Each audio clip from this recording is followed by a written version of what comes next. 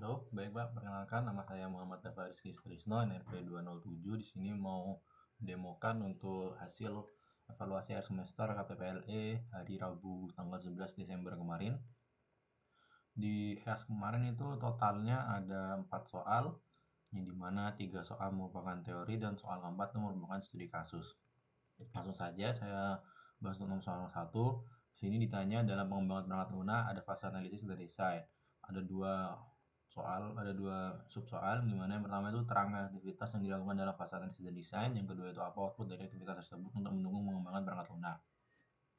Jawaban saya, untuk menjembatani analisis dan implementasi perangkat lunak dibutuhkan proses transformasi analisis model ke dalam desain model. Untuk memastikan bahwa kebutuhan yang diidentifikasikan selama analisis diterjemahkan menjadi representasi desain yang diimplementasikan dibutuhkan beberapa tahapan. Yang diantaranya ini untuk menjawab soal nomor 1, yaitu menerangkan aktivitas yang dilakukan dalam fase analisis dan desain. Untuk fase-fasenya itu ada 8 fase. Ini memahami kebutuhan model dengan 2 aktivitas, yaitu meninjau dan identifikasi, memilih strategi desain. Aktivitasnya itu adalah pemilihan strategi. Di mana strategi itu ada 3, yaitu top down, bottom up, dan hybrid. Yang ketiga itu menerjemahkan kebutuhan ke elemen desain. Aktivitasnya ada 3 juga, functional requirement, non-functional, dan after and get use case. Yang keempat membuat arsitektur desain dengan aktivitas membentuk pola arsitektur, membuat diagram arsitektur. Yang kelima merancang struktur data, aktivitasnya itu membuat model data, menentukan format penyimpanan data, dan lain-lainnya. Yang keenam adalah menerapkan desain interface atau desain interaksi yang terbuka. Aktivitasnya adalah merancang user interface dan mendefinisikan spesifikasi API. Yang ketujuh menetapkan level komponen individual desain. Aktivitasnya adalah menentukan kelas, metode, dan mendesain algoritma yang diminta. Yang kedelapan adalah memeriksa dan memperbaiki desain. Aktivitasnya adalah melakukan peninjauan ulang dan melakukan perbaikan. Jadi umpan balik dari peninjauan ulang oleh yang mengusul perangkat lunak ini. Output yang dihasilkan dari proses-proses tersebut dijalankan dengan benar adalah untuk menciptakan desain yang komprehensif dan efektif yang akan memenuhi kebutuhan sistem. Ini merupakan jawaban dari sub-soal yang bagian B. Kemarin juga diminta untuk pada cara menjawab soal-soal ini harus ada kayak bagaimana cara menjawabnya itu dari mana, di mana di sini saya menjawabnya menggunakan referensi dari materi desain konsep di sini di kuliah KPPLE, materi desain konsep di bagian analisis model dan desain. Ini saya jawab ambil dari materi ini waktu kuliah yang lalu. Saya lanjut ke soal 2. Soal 2 itu adalah dalam model waterfall, setiap tahap memiliki fungsi spesifik. Jelaskan 5 tahap utama dalam model ini, serta sebutkan kelebihan dan kekurangan dari model tersebut dalam konteks proyek besar yang memiliki persyaratan tetap. Jawabannya, yang pertama adalah disuruh menjelaskan tahapan waterfall. Tahapan waterfall itu ada 5. Yang pertama itu communication, planning, modeling, construction, dan development.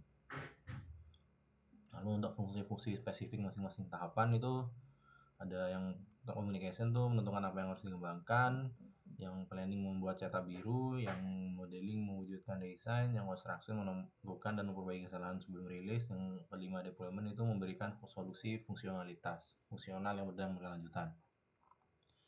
Selanjutnya di soal ada disuruh untuk sebutkan kelebihan dan kekurangan dari model tersebut dalam konteks proyek besar yang memiliki besaran tetap. Jadi kekurangan dan kelebihan menggunakan model waterfall ini pada proyek yang cakupannya besar tetapi persyaratannya tetap.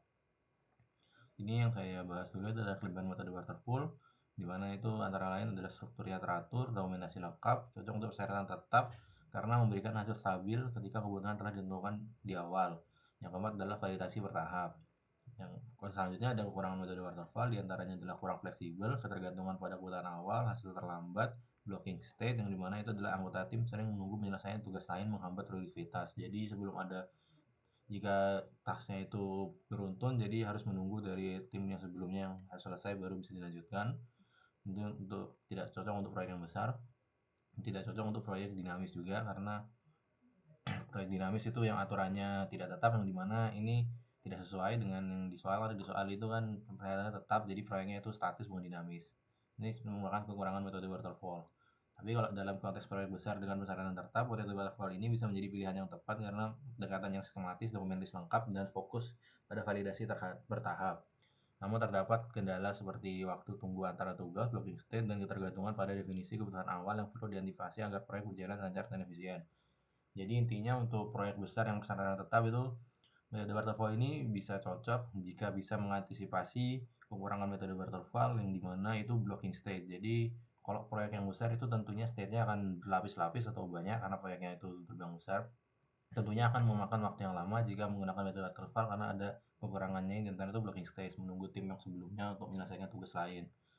Jadi dia bisa memakan waktu yang tidak efisien. Tapi karena persyaratannya itu tetap, ini bisa menggunakan metode waterfall karena persyaratan tetap itu membuat proyeknya itu statis. Jadi dia bisa melakukan validasi bertahap dan dokumentasi lengkap juga, dan juga hasilnya nanti akan stabil ketika karena kebutuhannya sudah ditentukan di awal, dimana itu persyaratan tetap.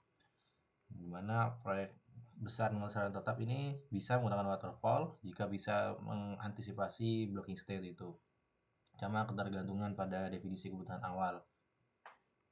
Untuk menjawab soal nomor 2 ini, saya mengambil referensi dari buku Software Angel ini yang pernah dibagikan juga pada kelas-kelas sebelumnya, kelas yang lalu, pada awal-awal kelas juga pernah dibagikan nih buku Software Engineer. Saya ambil referensi dari buku itu di bagian page 42 sampai 43, dimana itu adalah bagian penjelasan metode waterfall, dimana ada tahapannya dan kelebihan kekurangannya juga. Saya lanjutkan. Soal ketiga, jelaskan perbedaan antara arsitektural design dan detail design. Mengapa kedua jenis desain tersebut diperlukan dalam proses pengembangan perangkat lunak? Yang pertama saya jawab dulu tentang arsitektural design, di mana arsitektural design itu berfokus pada struktur dan organisasi tingkat tinggi dari komponen perangkat lunak serta interaksinya, dan lalu memberikan gambaran umum sistem untuk memastikan integrasi konseptual dan memenuhi kebutuhan fungsional seperti stabilitas dan kinerja. Lanjut ada detail design, perbedaannya itu adalah menguraikan detail implementasi setiap komponen yang diidentifikasikan pada tahapan arsitektur. Yang kedua itu mencakup detail prosedural, desain data, dan spesifikasi antarmuka untuk memastikan kesiapan coding. Lanjut ada kebutuhan kedua desain, yang dimana dua desain ini dibutuhkan untuk merancang perangkat lunak itu penting. Nah, arsitektural desain itu karena arsitektural desain itu memastikan struktur sistem yang konsisten dan sesuai dengan kebutuhan sistem secara keseluruhan. Dengan detail desain itu menjabarkan rincian teknis untuk implementasi sehingga setiap komponen dapat berfungsi sesuai dengan rencana. Ini merupakan kedua peranan desain ini untuk merancang perangkat lunak. Pada intinya kedua desain memang memiliki beberapa perbedaan yang dapat terlihat. Ini dua perbedaan yang bisa dilihat. Dan tetapi kehadiran kedua desain itu penting untuk saling melengkapi satu sama lain, di mana arsitektur desain menjadi kerangka kerja, sedangkan detail desain mewujudkan kerangka tersebut menjadi solusi yang dapat diimplementasikan. Referensinya ini saya juga ambil dari buku Software Engineering ini di chapter 12. Sudah, saya coba lihat aja. Chapter 12 ini bagian desain konsep. Sesuai dengan pertanyaannya ini, yaitu materi tentang desain. Lanjut ke soal 4. Ini ada sebuah studi kasus di mana sebuah perusahaan membutuhkan sistem e-commerce untuk menjual produk digital seperti foto, video, desain poster, e-book. Saat ini transaksi di-handle dengan WhatsApp. Namun seiring dengan perkembangan bisnis, tools tersebut tidak mampu menangani lonjakan transaksi. Buat tim sistem aplikasi yang mampu menangani lonjakan transaksi tertentu.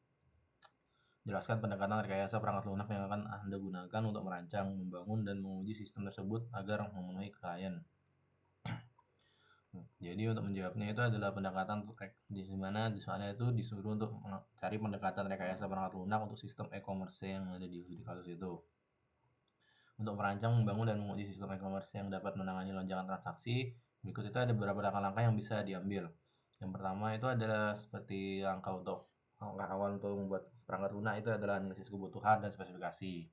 Kalau dalam studi kasus itu ada kebutuhan fungsional di mana sistem e-commerce harus mendukung pembelian produk digital. Seperti yang ada di soal itu, yang kebutuhan non fungsionalnya itu sistem harus bisa menangani lonjakan transaksi. Karena di soal ini dijelaskan bahwa ada lonjakan transaksi pada musim-musim tertentu. Yang kedua adalah penggunaan cloud. Sistem akan menggunakan layanan cloud, misalnya AWS atau Google Cloud, untuk mendukung skalabilitas dan elastisitas dalam menangani lonjakan. Lanjut ke tahap kedua, yaitu adalah desain arsitektur sistem. Di mana untuk arsitektur sistem, kami akan menggunakan microservice arsitektur, yaitu membagi sistem menjadi beberapa bagian yang lebih kecil yang dapat bekerja secara mandiri. Ini akan memudahkan skalabilitas dan membuat sistem lebih handal. Komponen arsitekturnya antara lain adalah front end-nya yaitu web atau mobile, payment gateway, product management system, user authentication, order management, recommendation system. pola desainnya itu ada load balancing, auto scaling, dan caching. Yang ketiga adalah proses desain detail sistem, di mana itu adalah pengelolaan database, modularitas, API gateway, dan keamanan.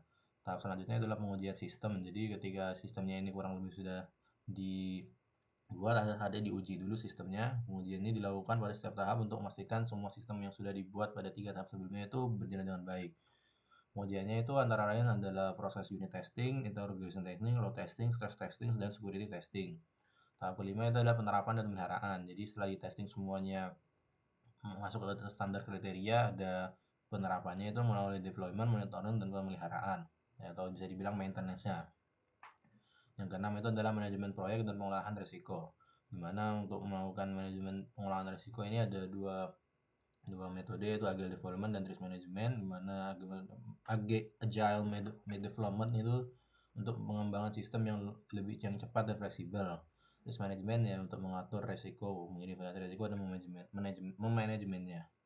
Jadi inti kesimpulan dari soal nomor 4 yang merupakan studi kasus ini adalah dengan menggunakan microservice arsitektur, cloud computing, dan alat continuous integration atau continuous deployment, sistem automation ini akan mampu menangani lonjakan transaksi dengan efektif. Pengujian beban dan stres akan memastikan performa sistem tetap optimal bahkan di musim-musim sibuk. Selain itu, pengujian keamanan akan menjaga menjaga data pelanggan agar tetap aman.